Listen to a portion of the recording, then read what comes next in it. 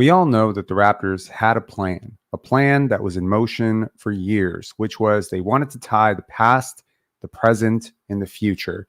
And the way to do that was obviously going to be to have this torch passing from Fred VanVleet and Pascal Siakam to Scotty Barnes, and it just didn't happen. And for the Raptors side, why do the Raptors want to do this? Why would Kyle Lowry want to do this? First, let's talk about the options that Kyle Lowry has. Well, he could, of course, outright retire. I mean, he's had a long basketball career, which dates back to Villanova. He certainly has nothing really left to prove. Maybe he wants to chase another championship, and that's certainly in the possibilities. But, I mean, his body's taken a lot of wear and tear. Undersized guards do not play into their mid-30s. Kyle Lowry has already defied time in so many ways, and he has really struggled with Miami Heat. Option number 2 is go back home to Philly. He's talked about playing in Philly several times, and, throughout the years, there is that appeal of, having to do it. LeBron's done it.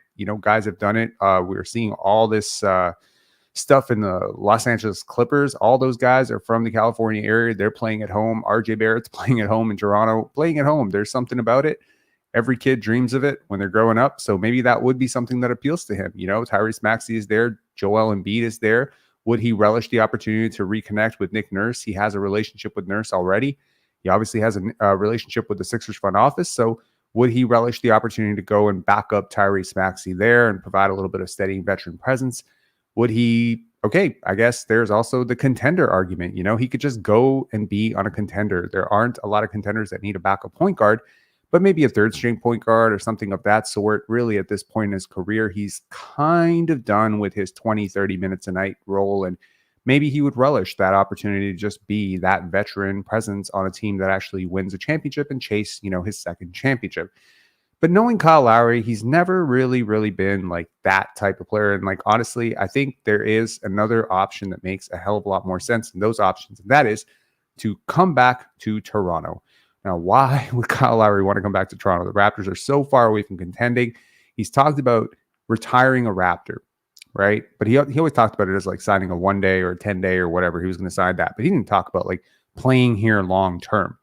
But why would he want to come back? Well, Kyle Lowry is a business-minded guy, and the Raptors have a business opportunity for Kyle Lowry. There is a contingent, a portion of this fan base that is about to check out of this team, and MLSE knows it. They know it, okay? These were the championship bandwagoners, the people who really only identified Pascal Siakam and Fred VanVleet as the last remaining pieces of that championship team. These people have a lot of love for Kyle Lowry still. They would go out and watch him play, 10 minutes a night, or even sit on the bench. They would just support a team that has Kyle Lowry on it.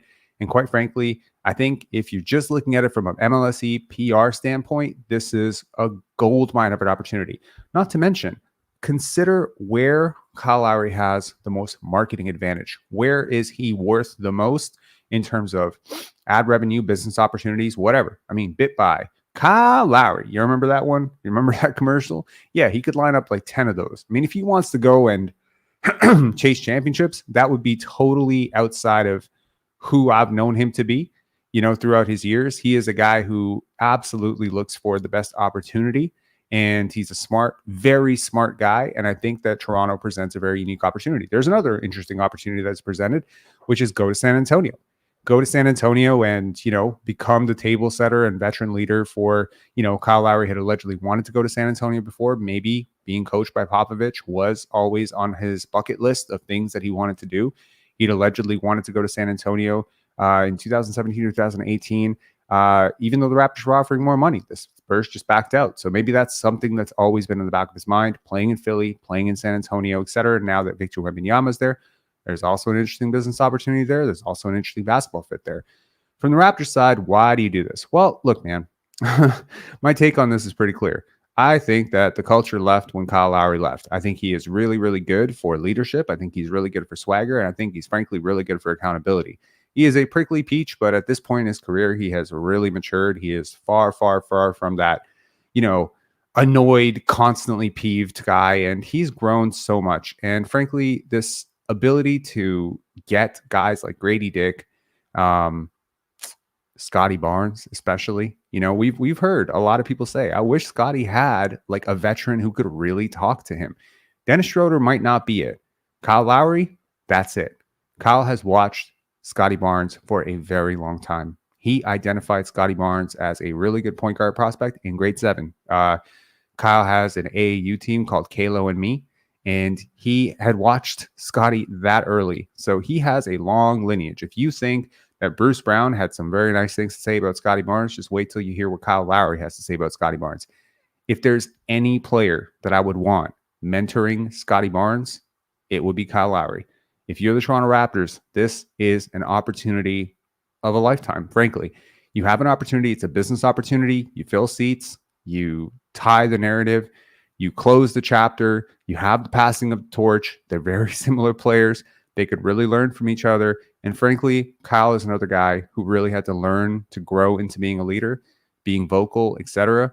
Scottie Barnes is a guy right now who needs to learn how to be a leader, an even better one. He's got some very good natural leadership qualities. He could learn more from Kyle than probably any player in the league that I can think of. And I just think that, from a fan sentiment standpoint, there's a lot of people who are really, really sad about losing Pascal Siakam. I'm obviously not one of them. There's obviously some people who are very sad about losing OG Anunoby. I am one of them. There's some fans who are still upset about losing Fred VanVleet. I'm definitely not one of them. But I would be really happy to see Kyle Lowry. Look, man, for years I fantasized about Vince Carter coming back for a final run. Apparently, Kyle Lowry pushed for that. He wanted Vince back for a final run, and I think someone in the organization vetoed it, if I remember correctly. But yeah, look, this is a great opportunity for everyone involved. And as much as I would like to see Kyle Lowry go and chase a championship, honestly, there's something really rich about his only championship being as a Raptor. He's obviously going to be retiring as a Raptor. He's going to be having his jersey lifted to the ceiling to the rafters. He's going to have that number 7. It's going to be the one jersey that gets retired before all other jerseys. Even Vince Carter's jersey is not going to retire before Kyle Lowry's. They've been on the record about this. It makes sense business-wise. It makes sense basketball-wise. And also, for the Raptors standpoint, if Dennis Schroeder is there to fill this role, Kyle Lowry is probably a better player right now than Dennis Schroeder. If you want my honest opinion, it's pretty close. It's splitting hairs between the two. You can say one does things the other doesn't do, but frankly, the Raptors need this type of player. They need a table setter. They need some shooting. They need some defense. I know Kyle Lowry is really not even close to the player he once was. I get it. Don't come at me about it. I get it. He's still a decent player. Okay. In 15 minutes a night, he's still a decent player. And frankly, at this point, you're almost like doing a soft rebuild right now. I'll give you the final one. What better way to spark We the North Part 2? Look, the Raptors have no incentive to lose right now. They want to win. Okay. They want to win. Would it be more rewarding right now to go to a conference finals with the Lakers as their third string or second string guard? Or would it be more rewarding right now for Kyle Lowry to literally be the spark that ignites We the North Part 2? You let me know in the comments below and let me know, would you like to see Kyle Lowry back? Because frankly, if you want my vote, he has 100% my support for this one. Take care, guys. Bye.